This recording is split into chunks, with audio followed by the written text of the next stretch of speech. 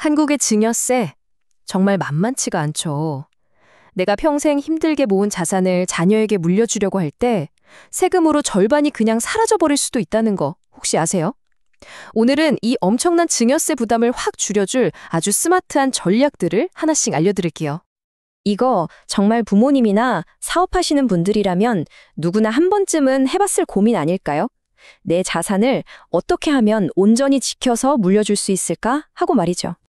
바로 이 숫자가 그 고민에 대한 해답이 될 수도 있고 반대로는 정말 골치 아픈 문제가 될 수도 있다는 겁니다. 네, 맞습니다. 증여세율이에요. 최대 50%? 이게 무슨 뜻이냐면요. 내가 가진 재산의 절반이 그냥 세금으로 나갈 수도 있다는 얘기예요. 근데 여기서 좌절하면 안 되죠. 똑똑하게 계획만 잘 세우면 이 숫자는 충분히 바꿀 수 있습니다. 자, 그럼 첫 번째로 증여세의 현실부터 한번 짚어보죠. 재산의 절반이 사라진다면 대체 이게 무슨 말일까요? 좋습니다. 두 번째는 기본 공제 한도인데요.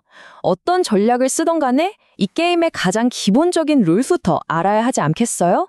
바로 세금을 한 푼도 안 내도 되는 금액, 그 기준선부터 시작하는 겁니다. 자, 보세요. 모든 절세는 바로 이 숫자들에서 시작됩니다.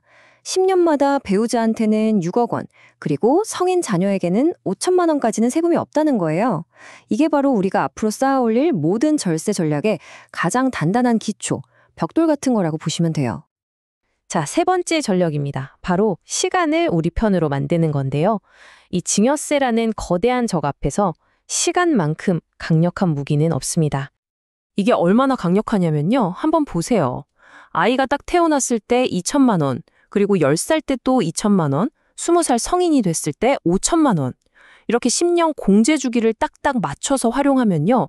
총 9천만 원을 세금 진짜 단 한 푼도 없이 물려줄 수가 있는 거예요. 게다가 이 돈 수십 년 동안 불어날 시간까지 버는 셈이니 이거야말로 일석이조죠. 여기서 진짜 중요한 원칙이 하나 나옵니다.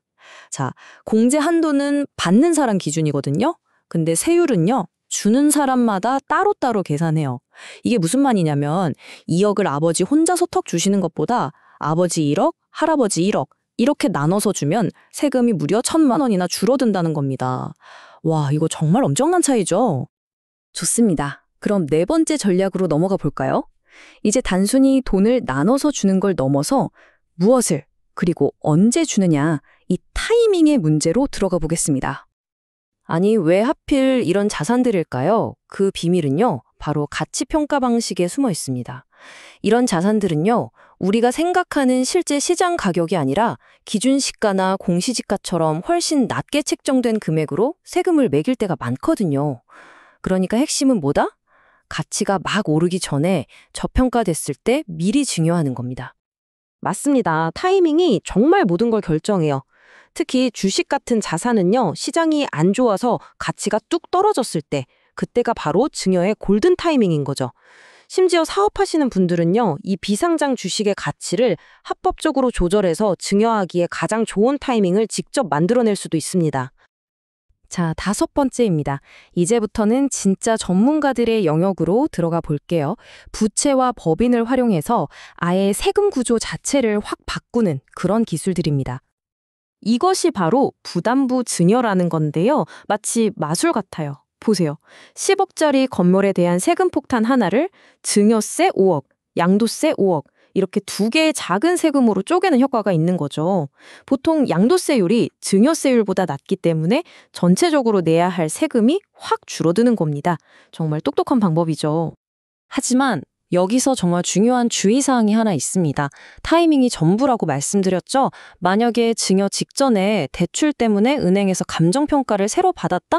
그럼 그 높은 금액이 세금 기준이 돼서 모든 계획이 숲으로 돌아갈 수 있어요. 그러니까 대출이랑 증여는 최소한 6개월 정도는 간격을 두는 게 안전합니다. 꼭 기억하세요. 자, 이건 어쩌면 오늘 이야기의 끝판왕일지도 모르겠습니다. 바로 창업자금 증여특례라는 건데요. 말 그대로 정부가 우리 젊은이들 창업 좀 해라 하고 파격적으로 밀어주는 세금 혜택입니다. 이 차에 눈에 확 들어오시죠? 그냥 5억 원을 자녀에게 주면 세금이 8천만 원이나 나와요. 그런데 이 돈으로 사업해라 하고 창업 자금으로 중요하면 세금이 0원입니다. 네, 진짜로 한 푼도 없어요. 놀랍지 않나요? 이건요, 자산의 성격 자체를 바꾸는 기술이라고 할 수 있어요. 예를 들어, 공장 같은 거대한 부동산을 법인 앞으로 넘기는 거죠. 그럼 이건 더 이상 움직이기 힘든 딱딱한 건물이 아니에요. 그 대신 언제든지 잘게 쪼개서 조금씩 넘겨줄 수 있는 아주 유연한 주식이 되는 겁니다. 취득세나 등록세 부담도 적고 훨씬 다루기 쉬워지는 거죠. 자, 6번째, 마지막입니다. 이 모든 기술들을 관통하는 단 하나의 황금률, 최고의 절세 전략은 과연 무엇일까요? 자, 오늘 알아본 핵심 전략들 마지막으로 한번 정리해 볼까요? 첫째, 10년 공제 주기를 활용해서 당장 시작하세요. 둘째, 할아버지, 할머니까지 동원해서 증여자를 나누세요. 그래야 낮은 세율을 적용받습니다. 셋째, 앞으로 가치가 팍팍 오를 것 같은 자산을 먼저 증여하는 게 유리하고요. 넷째, 부담부 증여나 법인 설립 같은 고급 기술도 적극적으로 검토해 보세요. 그리고 마지막, 자녀가 창업할 기획이 있다면 이 파격적인 세금 혜택 절대 놓치면 안 되겠죠? 이 모든 것의 공통점이 뭔지 아시겠어요? 바로 미리 그리고 꾸준히 계획하는 겁니다. 자, 이제 여러분의 차례입니다. 오늘 이 전략들을 알게 되셨는데 앞으로 90일 안에 우리 가족의 미래를 위해서 어떤 첫걸음을 떼실 건가요? 최고의 절세 전략은 내일이 아니라 바로 오늘 시작하는 거라는 점 꼭 기억해 주셨으면 좋겠습니다. 지금까지 함께 해주셔서 정말 감사합니다.